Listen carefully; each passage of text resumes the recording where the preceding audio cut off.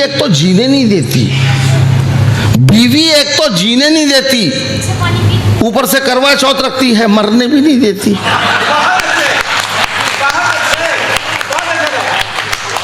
बीवी एक तो जीने नहीं देती, ऊपर से करवा चौथ रखती है, मरने भी नहीं देती। और एक काल्पनिक छोटी छोटी कविताएं हैं। कोयल ने कौवे से कहा, कोयल ने कौवे से पूछा दादा शादी क्यों नहीं की। कोयल ने कौवे से पूछा दादा शादी क्यों नहीं की। कौवा बोला जब बिना शादी के ही जिंदगी में इतनी काँव काँव है। कोयल ने कौवे से पूछा दादा शादी क्यों नहीं की। कौवा बोला जब बिना शादी के ही जिंदगी में इतनी काँव काँव है। प्रेमियों के लिए लव जिहाद, प्रेमी प्रेम तो हो जाता है, बाद में झगड़ा होता है, तो उनके लिए कहता हूँ, नौजवान प्रेमियों के लिए, नौजवान प्रेमियों प्रेम वेम के चक्कर में मत पड़ो। नौजवान प्रेमियों प्रेम वेम के चक्कर में मत पड़ो। शादी नहीं हुई तो बर्बाद हो जाओगे, और अगर हो गई तो हो ही जाओगे। आज की 20 चूड़ियाँ पहनती है साहब, एक हाथ में 20, दूसरे हाथ में 20, दिन भर काम करती है, दिन भर वो चूड़ियाँ खनखनाती रहती हैं, मेरी खोपड़ी में दनदनाती रहती हैं। काम करना मुश्किल है। तो मैंने अपनी बीवी से कहा कि कमला से कहो कि 2 ही चूड़ियाँ पहन के आया करे, क्या बिगड़ जाएगा। तो बीवी ने मुझको डांटा, उसका सुहाग उतरवाओगे। इस ज़रा सी बात ने एक बड़ी सी बात मुझे दे दी। आलपिन में सुनिए कि सुहाग के लिए सिर्फ एक चूड़ी काफ़ी है। सुहाग के लिए सिर्फ एक चूड़ी काफ़ी है, फिर इतनी सारी चूड़ियाँ। आखिर औरतें कितना सुहाग चाहती हैं। सुहाग के लिए सिर्फ एक चूड़ी काफ़ी है, फिर इतनी सारी चूड़ियाँ। आखिर औरतें कितना सुहाग चाहती हैं।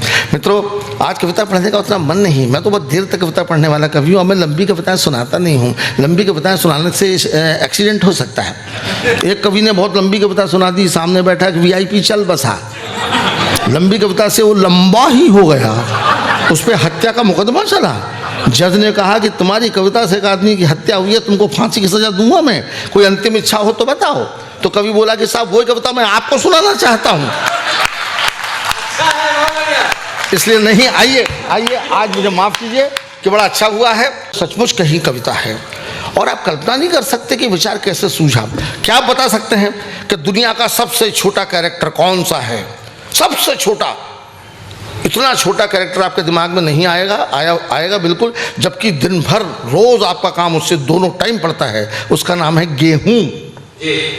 छोटा सा गेहूं। व्यक्तित्व तो कितना है साहब, आप उसे तराजू में डाल दें तो तराजू हिले तक नहीं। इतना सा गेहूं बेचारा, उसका काम देखिए कितना बड़ा।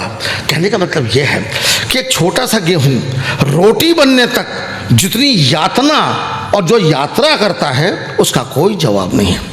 गेहूं खेतों में पकता है, इतने मौसमों की मार सहता है, धूप, ओले, पानी, बरसात, उसमें बड़ा होता है गेहूं बालों के अंदर। बाल, उसके बाद जो पक जाता है उससे मुक्ति नहीं मिलती, फिर उसे काटा जाता है। मौसमों की मार सहने के बाद में जब वो आकार लेता है तो उसे काटा जाता है। उसके बाद में वो चक्की में जाता है तो पिसता है। उसकी यातना देखिए। उसके बाद में फिर वो आटा जब बन जाता है तो रसोई घर में जाता है, वहाँ औरतें उसको रौंदती हैं, बेलती हैं। फिर बेचारा जाता है तवे पर, फूंकता है, उलटता है, पलटता है, काला पड़ता है, फफूंदा है। उसके बाद में आदमी के पेट में जाता है और वही छोटा सा गेहूँ बड़े आदमी का पेट भरता है। क्या